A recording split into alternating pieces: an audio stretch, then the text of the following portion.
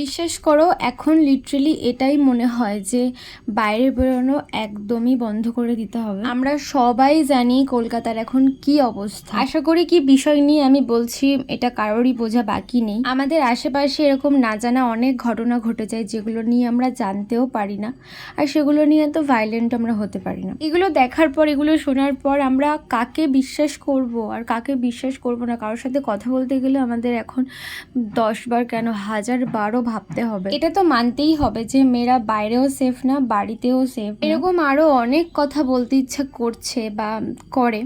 তো যাই হোক, আজকের এই ভিডিওটা প্রায় 2-3 সপ্তাহ আগের একটা সানডেতে আমি পূর্বাক গিয়েছিলাম খাওয়া দাওয়া করতে। খাওয়া দাওয়া করে বাড়ি ফিরতে অনেক রাত হয়ে গেছিল, আর এখন না বুঝতে পারি যে বাড়ির লোক এত টেনশন কেন করে বেশি রাত হয়ে গেলে। আর এই ঘটনার পর তো আরো বেশি বেশি টেনশন করে বাড়ির লোক। সব শেষে এটুকুই বলার, তোমরা সবাই ভালো থেকো আর সাবধানে থেকো।